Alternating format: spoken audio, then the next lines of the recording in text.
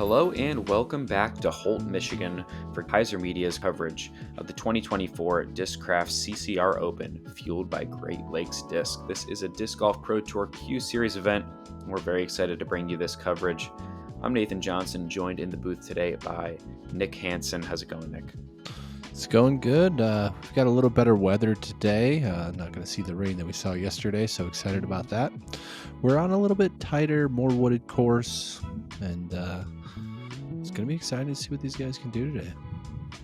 Yeah, no familiar faces from our feature card yesterday. 4 new players, all shooting double-digit rounds to make their way into this feature card for round 2. We will see shortly how they fare at this much tighter wooded track. Hole 1 here, 314 feet, par 3. You've got this initial gap that you have to hit, and then you got to climb this hill to get your birdie. This is our lead card, leading us off, shooting a 50 in round 1, GT Hancock. GT Hancock leading the way after a hot 12 under first round score. He's already got 1 Q Series win under his belt this year, earlier at the Capital Disc Open in Texas, and had a second place finish that we saw on Kaiser Media and Gatekeeper Media at the Kansas City Wide Open this year. So playing well at some of these events. This looks like a nice line out of the hand, gets a nice skip up the hill. In round 1. Up next, we have Braeden, sides. Perfect landing zone is just hitting that top of the hill, so it skips just barely over it, and as you saw, into bullseye. Yeah, Braeden Sides, sponsored by Castaplast. Had a very solid season as well. Struggled a bit at the World Championships, but obviously bouncing back very successfully this week. And this looks like a smooth shot from him. Just needs a bit of a skip. Teeing third, shooting a 52 in round 1, Joel Freeman.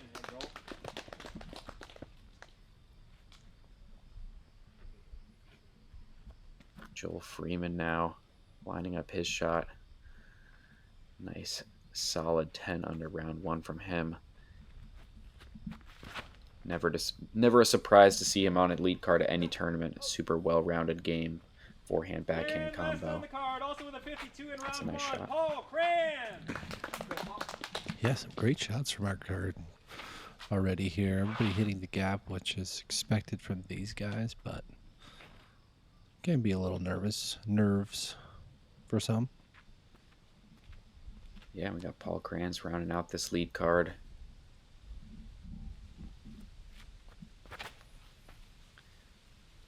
Looks a little early out of the hand and does catch those left side trees.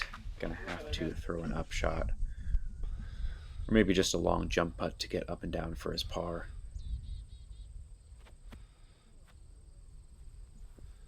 Yeah, I don't know that he's running that one. Just want to make sure you can get up and down like you're saying.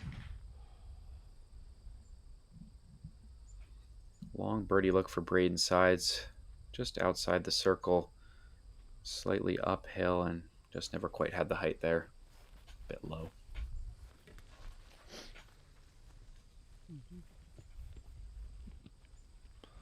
Joel here from what looks like just inside the circle. See if he can get started early.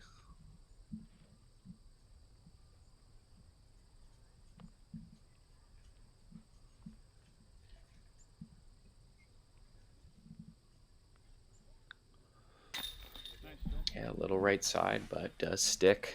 Nice putt for Joel. Gets his round 2 started on the right foot.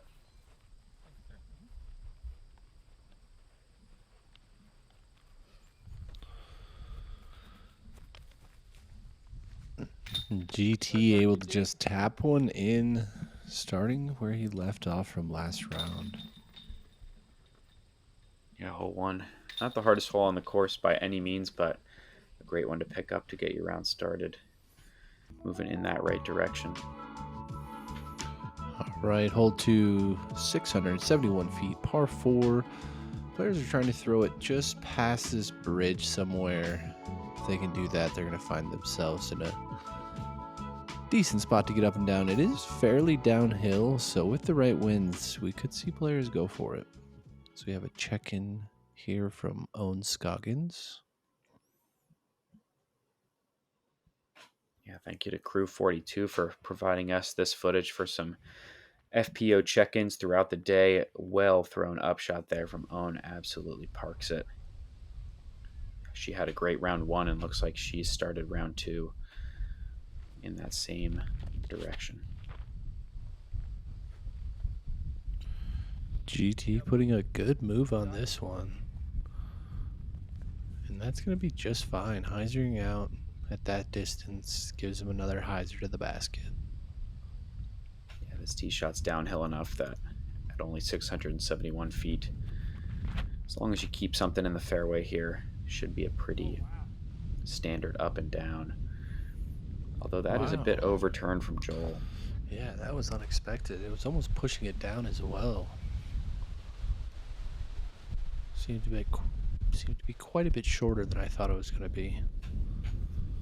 Yeah, pretty stiff headwind it looks like coming at these players, so sure just didn't quite stable up as much as he would have liked. This one is high from Braeden. Looks like it is going to find the fairway though. Just a little bit left, but that'll be just fine over near where Hancock ended up.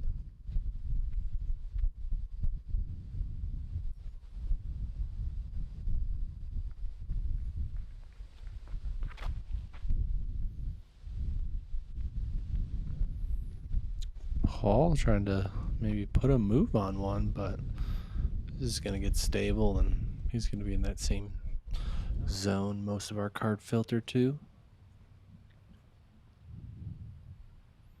Yeah, these guys, even though not the best tee shots, still probably less than 300 feet in from here and not too much in the way. So as long as you can stick something close, just like Joel is there. Gonna be an easy drop in birdie there.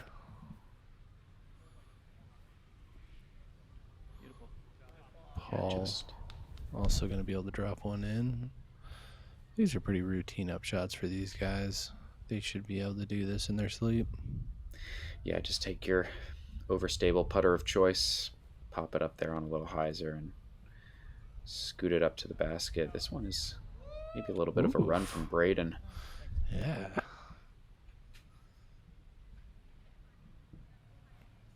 And yeah, GT got way up the fairway on this one. Scoots his a bit long as well, but these birdie putts are still well in that makeable range, only about 20-25 feet or so. There we go. Looking to get our first star birdie of the round. Be nice to get that one done early. Hopefully get a couple more today. Yeah, it took us a while in round 1. I think it took us all the way to 17 to see a star frame from the guys, so looks like we're on a much better pace here in round 2. Should see similar scores again today. I would hope for a couple double digits out of our card. I'm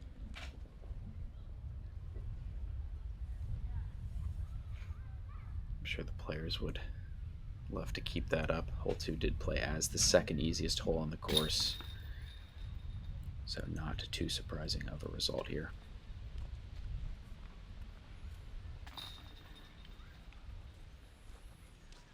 Joel is going to have an absolute dunk for birdie here. You got to love those. On to hole 3, 320 feet, par 3. The hole is going to move slightly left, but then you're going to need to come back right at this very end. Maybe you can throw kind of with a right-hander, a sidearm that turns just a little bit, but then has a strong fade. And Owen is a good one to show us this shot. The flex forehand queen looked a bit underturned out of the hand, but gets through nicely to give her a circle's edge putt for birdie. And I said it in round 1. I've never seen Owen miss a putt, so like, why start now? You know, knocks that one down. It's a great pickup.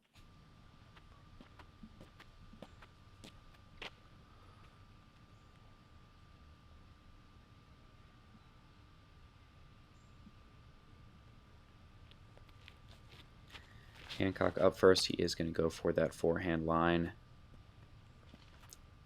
This looks like it's on a good angle and does fight through some of those branches to put him about 28 feet. Yeah, that's a great shot.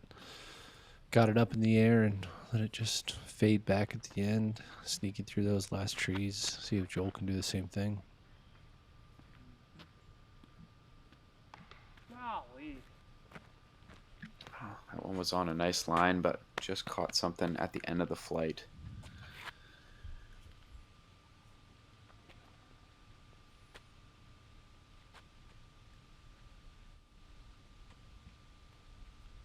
This guy's all opting for that flex forehand line. Braeden up next. This looks a bit overturned. We'll see if it has enough stability. Oh, wow. This is way deep. Yeah, just never quite came back out.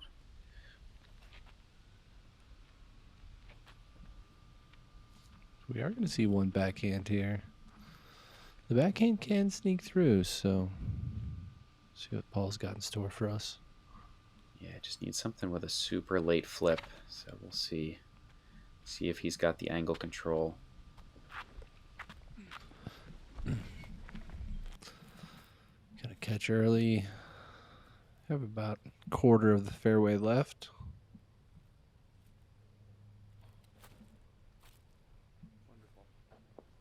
Yep, just a simple little pitch up there. We'll be able to save his par. Let's see just how deep Braeden went. Looks like in that 60-foot range.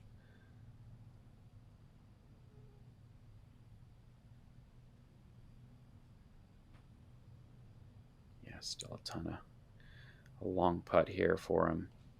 Not too much in the way, luckily. Oh, a good bit from deep, but just can't connect.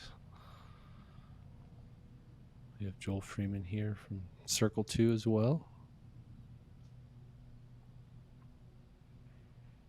Oh, sick. Jeez, dude. What was that about? Just a bit low for Joel. So GT looking to start 3 down through 3. Very makeable putt here from about 25, 28 feet, and he knocks it down. No mercy right now from GT Hancock. Yeah, that's a dream start after shooting the hot round in round 1 to keep it going here in round 2. A lot of birdie opportunities over here, so not surprised to see us a few more under par than we were yesterday at this time. I just noticed Joel's rocking the 2 different shoes. That's a interesting fashion statement, but I'm not one to question 2 Joel's different fashion shoes, huh? decisions. You know, he's Take a definitely a pioneer in the sport. Taking a look at our results through 3 holes. No one's really put the pressure on, so GT just kind of needs to keep doing his thing here. As we move into hole 4, 276 feet, par 3. It's slightly uphill, and then you have this kind of weird green to deal with, but you can attack it from either the right or left side. So we've got a chase card check-in with Cadence Burge. What a putt from Circle 2. Looking to make a push of her own here, give Owen some trouble.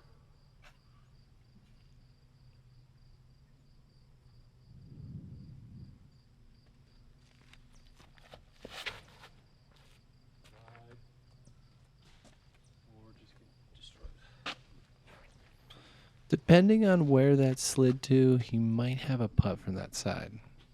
If it was long and skipped left, he might be in trouble. Yeah, it looked a bit low out of the hand, so see if it got a bit sneaky. Joel's going to opt for the forehand play. On a nice line, just catches one of those late trees on the green.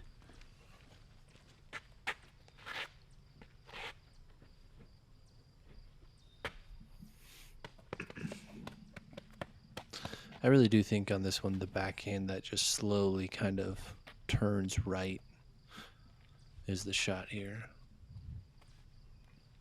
Looks like that is what Braeden is lining up. Just a nice neutral putter. Just kind of let it drift the whole way. Okay. Come on. Oh. And that one was on a great line, just barely missed the basket. Unfortunately, does go about 30 long, so he will have a comeback putt coming up.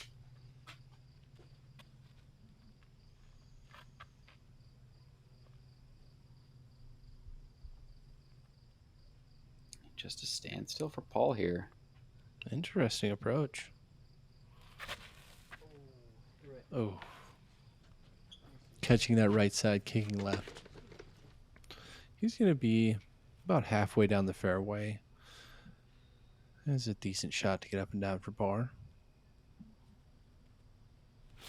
Yeah, Paul's been having to scramble a decent amount so far this round, but he's done a good job with it. Hits the pole there on his upshot. Oh my goodness, that's how you get up and down right there. Oh, and see, like I was saying earlier, GT just a little long there. Kind of in this pile of sticks.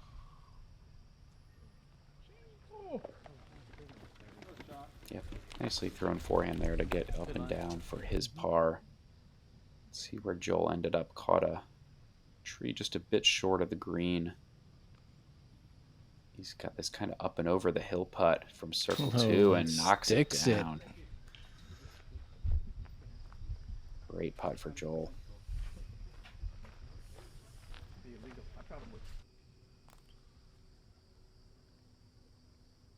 Yeah, kind of a rude result for Braeden after the near ace on his tee shot. Yeah, it just kind of 40 long. Runs downhill after the basket, and he's just going to be a little short, not able to get it up and over the rim. Our players are going to tap in here. A couple shorties back to back. Not long, but they are a little technical, as you see. Only one birdie from our card.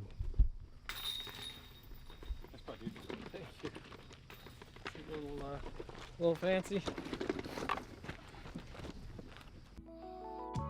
Hole 5, 236 feet, downhill, par 3. The green is on this kind of slope. It runs away both sides, and as you see on that left-hand side, there is some OB to deal with if you kind of turn it over on the forehand or let it leak with the backhand. Yep, objective number 1, got to get it out the gap to give yourself a putt. Joel going to go for the sidearm here.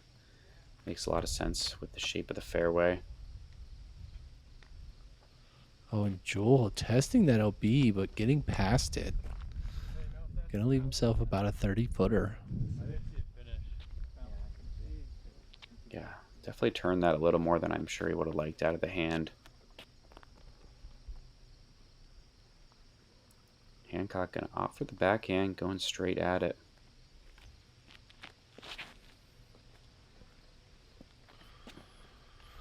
That's going to be a nice one. Probably inside the circle, maybe only 10-15 feet is all. Yeah, this is definitely one you want to stick close with that basket on the slope, and that out of bounds can get some unlucky breaks if you hit metal and don't find the basket on your putt. So this one's looking good from Braeden. We'll see what kind of ground play he gets on the opposite side of that hill. Paul going to another standstill, looks like.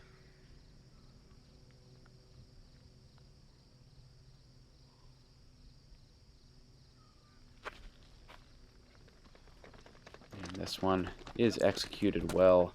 Just drives that disc into the hill, checks up nicely. So yeah, like you said, Dan, a little long for Joel. Or sorry, Nick. Oh my God, I'm so used to having Dan on commentary with me. My bad. He's got a bit of a comebacker here, and just lays it up. Wow. Was that a layup?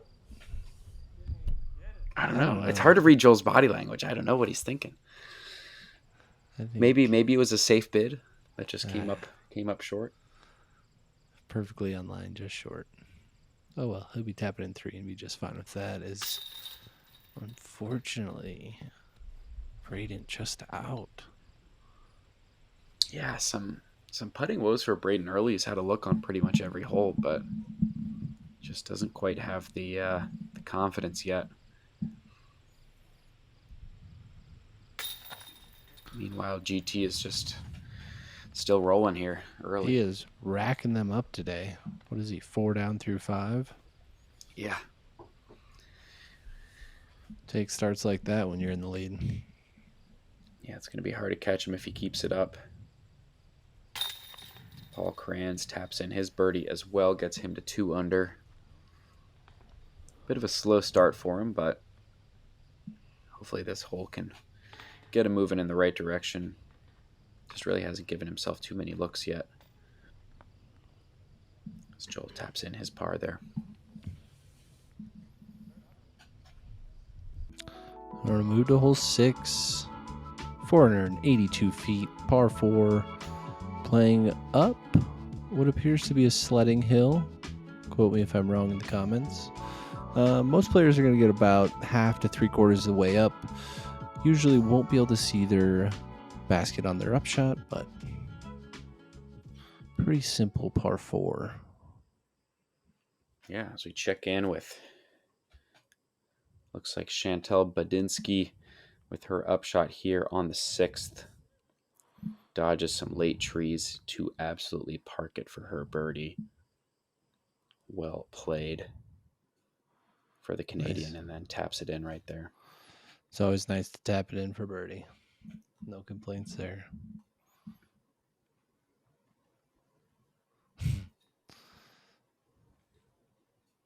Getting a shot of own. Looked like maybe describing what her putt did on that one, but right before she dropped it in. So you have GT. Go ahead. I said we still didn't see her miss it though, so I still don't believe she's ever missed a putt. As we hop back over, we got GT Hancock here.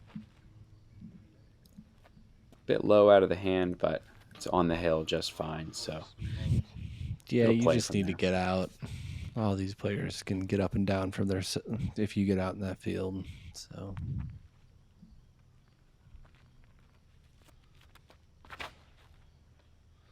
I'd say not as challenging of par 4s on this front 9 here that we had yesterday's front 9. So Yeah, but still got to execute. At only 482, even though it is a bit uphill at the end of the flight, definitely not too challenging for these players, and did end up playing as the easiest hole on the course to par.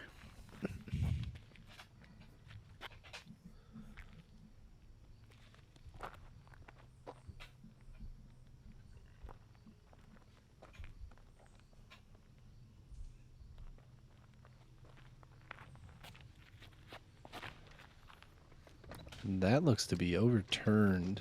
Vickenheiser back out. I don't know that it made it out of that bush or not. Oh, there, it did. Yeah, I think it kicked off that tree on the right and dropped him down here at the very bottom of the hill. So Braeden will have flat footing, but still a bit of a pump to get up into the green. Looks like he's going to go for the sidearm. Oh, that's looking nice, though, if that could get a skip.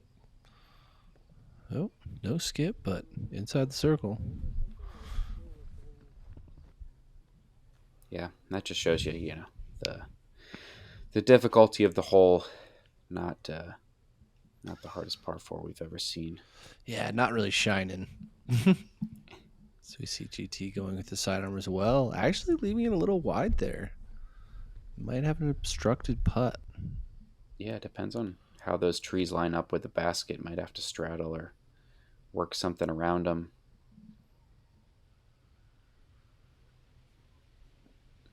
Another just standstill putter shot from Krans.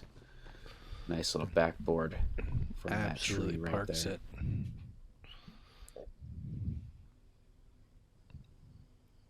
Oh yeah, and Joel can actually see the basket.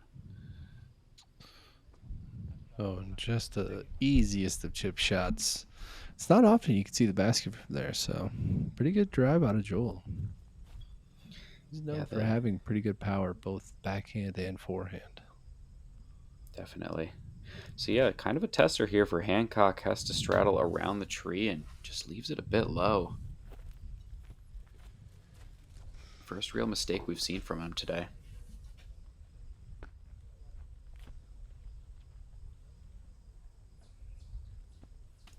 And now will be an opportunity for everybody else on the card to pick up a stroke.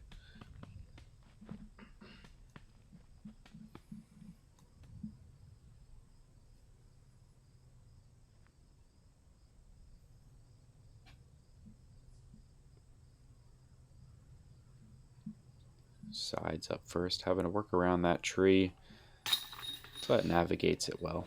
Taking his time, making sure he connects on that one.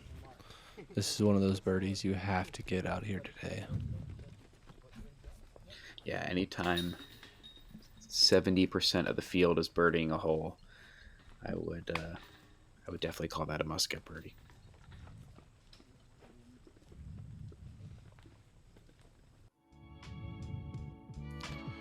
Quick check into our leaderboard.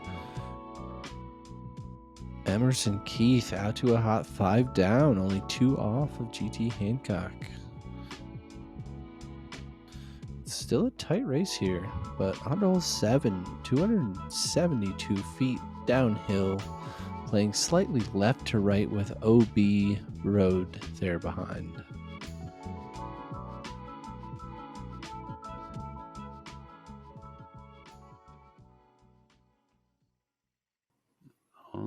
As we check in with FPO once again, just a standstill sidearm for her.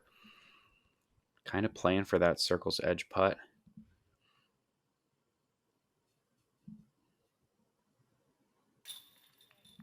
There we go.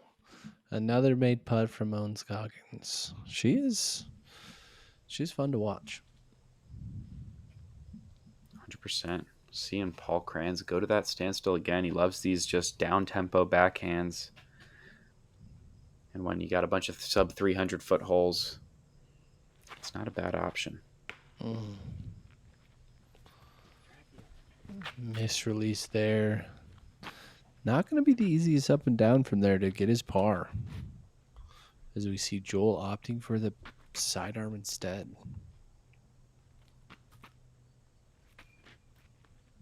Yeah, just got to make sure it fades just in front of those last backside bushy trees, and he plays it perfectly.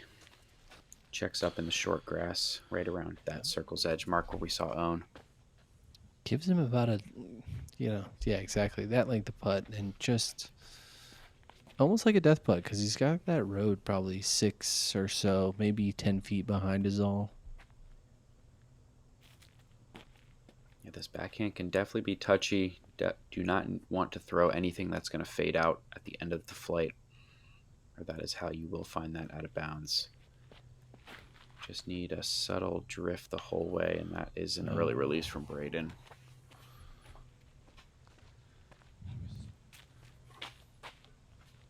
Uncharacteristic out of both of these guys. Sometimes when you have to down tempo, it's easy to early release if you're not, giving it that same amount of pressure that you're usually holding it with when you're throwing it that 60 to 80 percentile.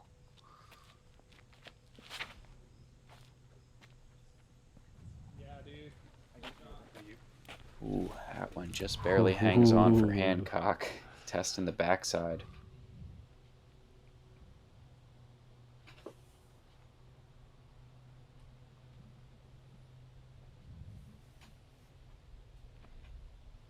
So yeah, like you mentioned, Nick, tough scramble for Krans, and that one just comes up a bit short, maybe getting a little scared of that out of bounds.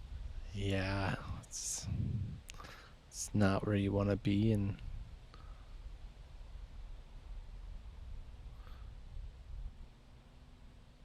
this is not where you want to be either. I guess Braeden kicked left off his drive, and now gonna go for a shot along the road. Well done. oof. Yeah, it's a tough one, but navigating it well as we see Paul here with his par putt.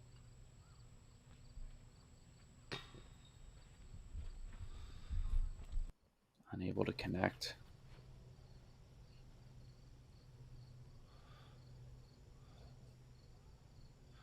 GT for another birdie. Gets it to go. 5 under through 7 holes here, folks. Yeah. Hot start continues for Hancock. See if Joel can match him here. This will get him to 5 under on his round as well, and just sneaks it over the rim. This is a good spot to be, though, from that distance. So that way, if you do miss, you're not likely to go out of bounds. But make sure you give it a chance to go in.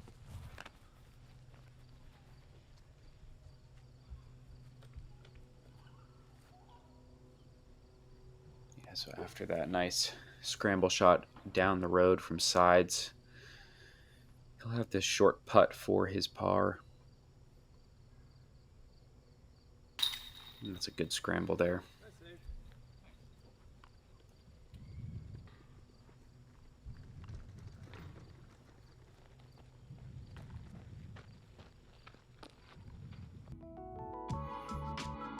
All right, here we are at hole 8.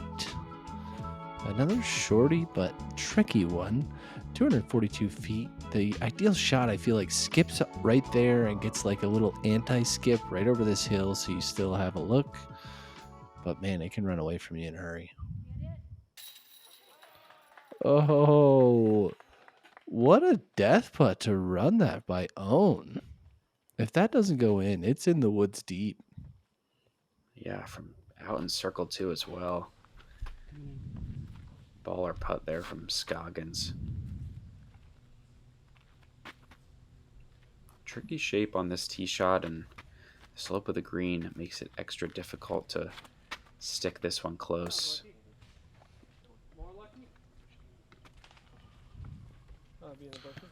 Ooh, and as we see, once you crest that hill, if you've got too much speed, you're going to be in the thick of it. Yep, common result if you go to the forehand there from Joel. We'll see if he has any luck from those bushes deep of the basket. See if Hancock can show us that backhand line you were talking about, Nick. Needs a straight skip. Tough to tell from this angle, but it looks like he got a little bit. So we'll see how close he did get. But that's about it. You get it on a decent hyzer line. Hopefully it hits that upslope, gives it a little anti-skip right to the basket.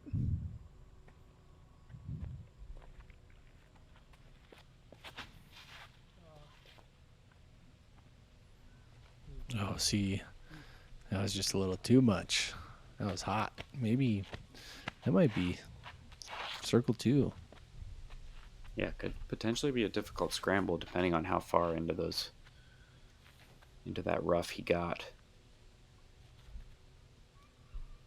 Got to have the right amount of pace on this tee shot to give yourself a putt in the open. Another standstill from Paul. Ooh, and catching what looked like the last tree on the right side and kicking left. So we see GT here from probably about 40 feet or so. Giving it a run. Oh, wow. What a putt. He is feeling it here on this front 9 of round 2. Yeah, wow. What a great putt. Yeah, same thing we just saw from Owen. Just the decision to run it and then knock it down. A putt like that, if you miss it, good chance you're taking a bogey. Oof. Situation like that, are you running this now as someone that just watched someone else make it? Yeah, Paul has to run. He doesn't have a choice. Can't lay it up now. See what he does. Looks like he wants it. Oh. Sit down now. Oh, no. Oh, my gosh. What a brutal break. Yeah. It's a tough one to swallow there. Hits the basket for birdie and rolling to what looks like a bogey.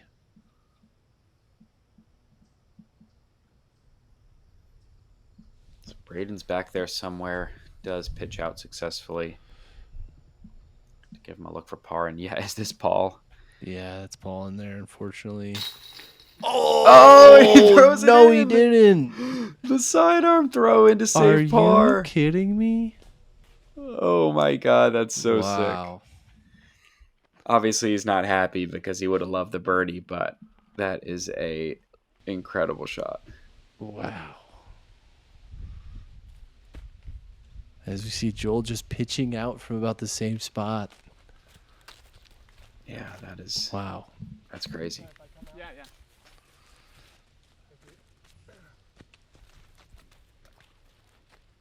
Wow. That was sick. Yeah. All right, Braeden. Now this is a par putt. Does knock it down. Yeah, we're seeing some very difficult sub 300-foot holes on this course. Very technical, like you said, Nick.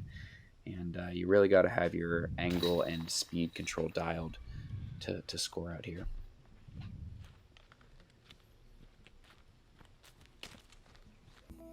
And just after a couple short ones, we're going to go back to a long one. And this is one of the better holes on the course, I feel like.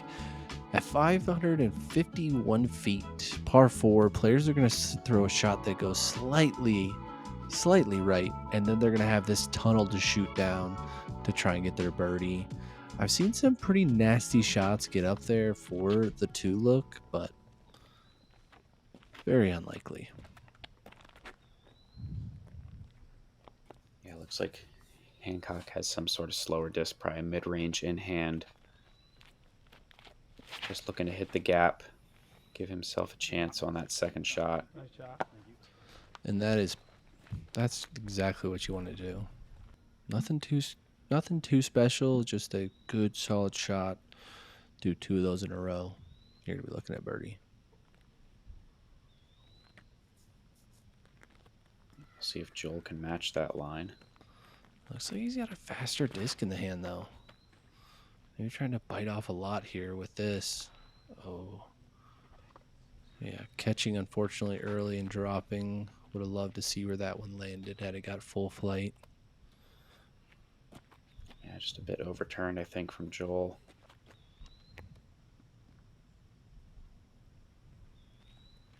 Braeden, this looks like a fairway driver. That looks too high. Oh, it's going to stay just below the canopy, and wow, that's going to push forward. Yeah, got a Leaving little sneaky himself- on that right-hand side. Yeah, very sneaky, but leaving himself only about 180 or so feet left of the basket.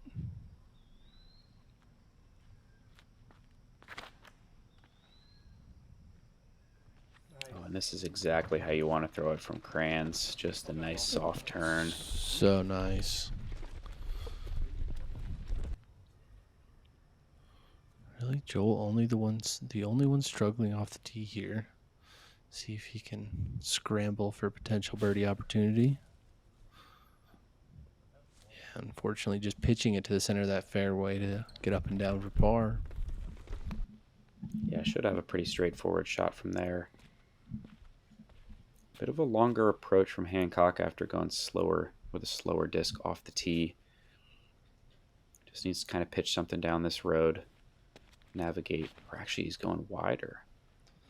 Yeah, there is this right gap that you can hyzer all the way to the basket as we see him doing.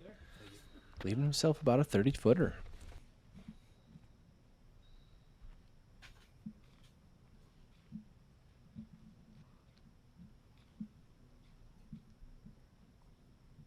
Paul kind of found the backside of this fairway, so likely taking a similar line.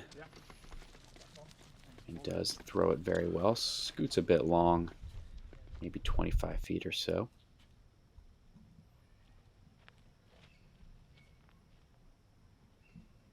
And yeah, great result from Braeden. Has a wide open 180-foot upshot, like you said.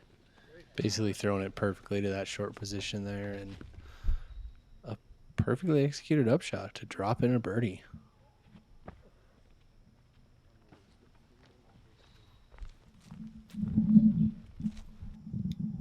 Joel left that a bit short, has still a little bit of meat on the bone for his par putt. But we're going to hop to Krans first, about 25 feet long for his birdie to get him to 3 under on the round. And knocks it down. It's a good putt there. Sure, not what he wants at the front nine, but got to start somewhere. See if he can't pick it up as we go through these back nine holes here. Just as many birdie opportunities coming on that back nine, so make sure you tune into Heiser Media and check it out. Hancock here to get to 7 under through 9 holes. Knocks that one down as well. Fire again today. Good luck catching him this weekend if he keeps this pace up.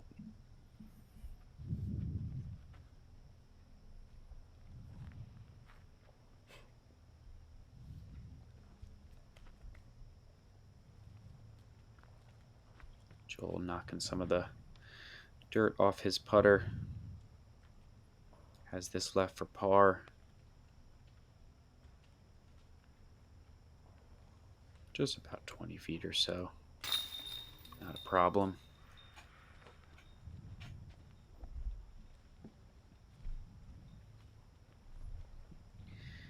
Braden's going to finish our front nine with a drop in birdie. Gets him to 3 under par.